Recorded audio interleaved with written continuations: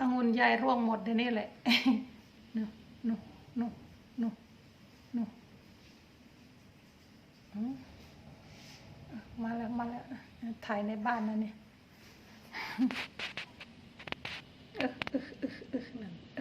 โอ้ยพวงองุ่นยายร่วงหมดเดี๋ยวนี้โอ้ไปหมดโอ้ยดูสิ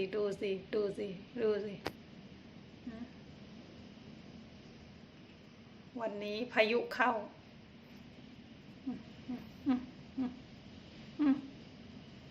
โอ้ยพวงองุ่นโอ้ยพวงองุ่นโอ้ยพวงองุ่นโอ้ยสวัสดีจ้ามาแล้วจ้าตาชนบทมาแล้วเพื่อนๆวันนี้พายุเข้า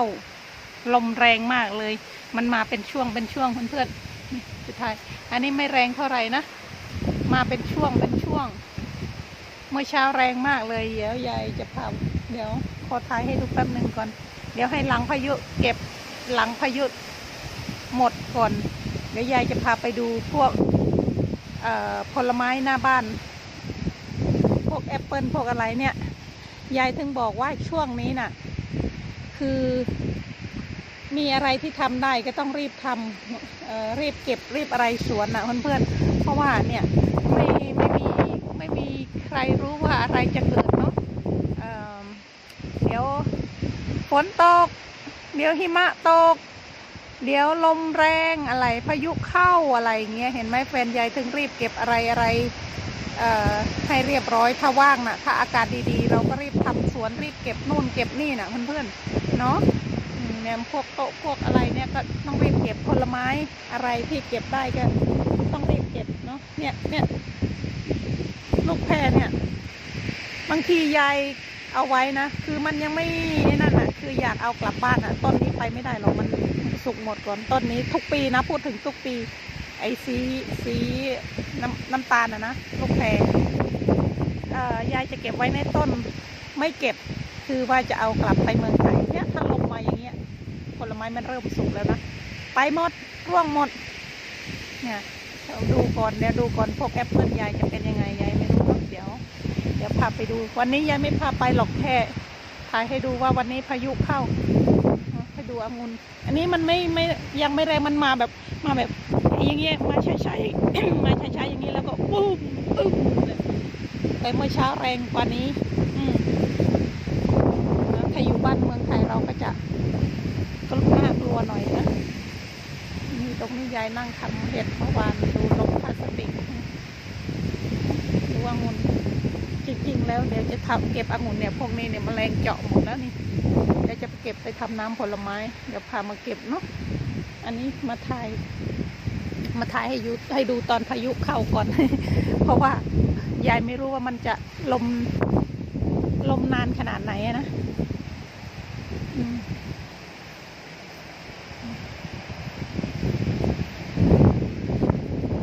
ไม่รู้ว่ามันจะนานขนาดไหน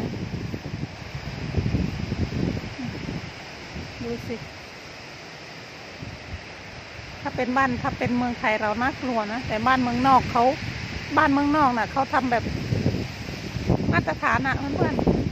ๆบ้านเมืองไทยเราก็กลัวนี่ดูเอาฟังเอาแม่ปีก่อนนู้นใน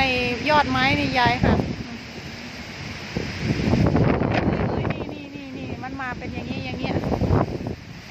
แฟนยายบอกว่าไม่ต้องไปใต้ต้นไม้นะยายบอกว่าไม่ไปหรอกเลยยายถ่ายแค่นี้เดี๋ยวให้เขาเรียกว่าอะไรนะเดี๋ยวหลังมันหยุดไอ้นั่นน่ะเดี๋ยวยายจะพาไปสำรวจผลไม้อันนี้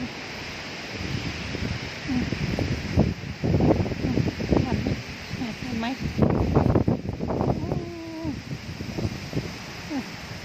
ไปเมื่อกี้ยายเดินไปเดี๋ยวยายจะพาไปดูไอ้นั่นนิดนึงไอ้เขาเรียกว่าอะไรนะ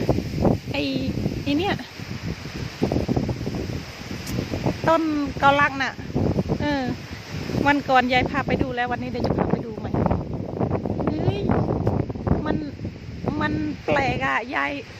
เห็นอยู่3 อันเห็นอยู่3 อันในยายจะพาไปดูทุกที่ต้นคือต้นมันใหญ่นะเพื่อนๆมันอยู่ใกล้บ้านแฟนยายเลยไม่อยากเอาไว้เลยตัดออกมาไอ้เกาลักเพราะว่ามันไม่ใหญ่เนี่ยไอ้ยอดอันเนี้ยยอดวอลนัทก็ตัดออกเนาะมันอยู่ใกล้บ้านเกินกลัวมันหักใส่บ้านเนาะเดี๋ยวยายเอาให้ดูยายเก็บไว้เนี่ย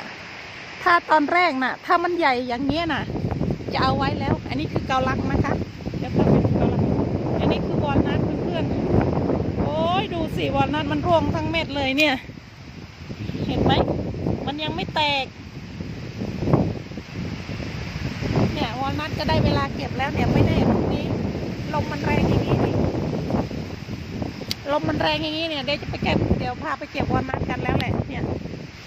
นู่นต้นข้างหลังนู่นไปร่วมกันเป็นแถวเลยนี่เนาะเดี๋ยวจะพาไปดูยายเก็บไว้ตั้งแต่เมื่อวานยายเอาเห็ดมาทิ้งตรงนี้ก็เลยไหนละมันเนี่ยคือตอนแรกมันจะเล็กๆอย่างเงี้ยมันจะไม่มีเม็ดมันรีบถึงมีก็เม็ดเล็กๆอันนี้รีบไม่ได้แต่ว่าแต่ก่อนมีก็เท่านิ้วก้อยนิ้วโป้งก็เท่านิ้วโป้งอุ้ยมือใหญ่ล้างเห็ดยังไม่ได้ล้างนี่อันนี้มันรีบเนาะแต่ปีนี้น่ะคือรีบก็รีบเลยไอ้เม็ดเท่านี้ไม่มีนี่เม็ดไหนล่ะนี่เพื่อนนี่ดูเกาลักนี่เดี๋ยวยายจะเอาไปยายเก็บไว้ดูนี่อันนี้ธรรมดาเลยถ้ามันอย่างนี้ตั้งแต่แรกน่ะแฟนยายแกไม่ตัดทิ้งหรอกโอ้ยลมโอ้นี่หมาเนี่ยถ้ามันใหญ่อย่างนี้แต่แรกแฟนยายแกไม่ตัดทิ้งหรอกต้นนี้ตัดยอดมีคนบอกว่ามันยังไม่ใหญ่มากมันเลยรีบมันใหญ่แล้วดูต้นมันสิเนี่ยตัดยอดออกหมดเลยแต่พอมันขึ้นมาใหม่ มันขึ้นกิ่งมาใหม่เดี๋ยวเอาไปเผากินยายจะเอาไปเผาในเตาอบไอเตาที่ยายเผาไฟผิงอ่ะ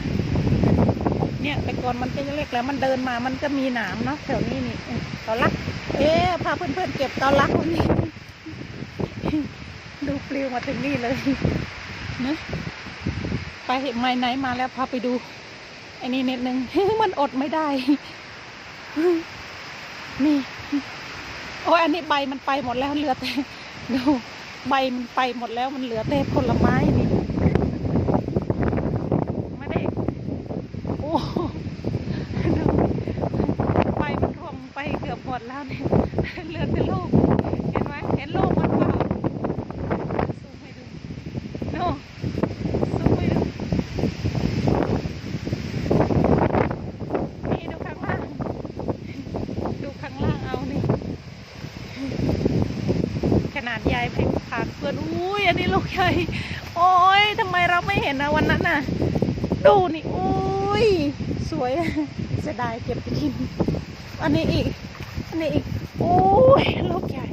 โอ้ยทำไมเราเก็บวันนั้นไม่เห็นน่ะทำไมเก็บกับเพื่อนโอ้ยอันนี้ก็ลูกใหญ่โอ้ยจะกินหมดไหมคะทำไมเก็บกับเพื่อนวันนั้นไม่เห็นอันนี้เหลือลูกที่ว่ามันยังไม่สุกเท่าไหร่ลูกเลยโอ้ยเดี๋ยวร่วงอีกแล้วนี่แหละโอ้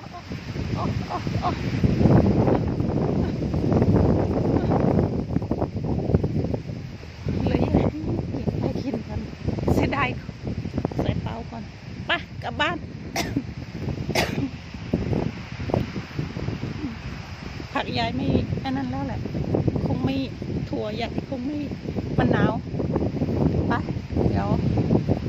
มาใหม่เดี๋ยวจะพาไปสำรวจไงมันหายเย็นก่อนดูก่อนวันนี้ถ้ามันลมไม่แรงถ้ามันหยุดลมเนี่ยยายจะไปเก็บวอลนัทวันนี้อากาศมันดีอยู่นะถ้ามันไม่มีลมนะก็อากาศดีอยู่มันไม่หนาวเท่าไหร่ดูหญ้ามันเริ่มสวยแล้วเห็นไหมคือเขาเรียกว่าอะไรมันเย็นแล้วมันไม่ร้อนแล้วนะถ้าอากาศร้อนเหมือนมันก่อนถ้าอากาศร้อนเหมือนมันก่อนนะมันจะแบบว่าเขาเรียกว่าอะไรนะจะเหมือนแห้งอ่ะนี่พาเพื่อนๆไปเก็บโอ้ยปลิวคนโอ้ยคนยิ่งพร้อมๆอยู่ปลิวหมดนี่เลย เดี๋ยวหาที่วางแอปเปิลก่อนกดคลิปให้ได้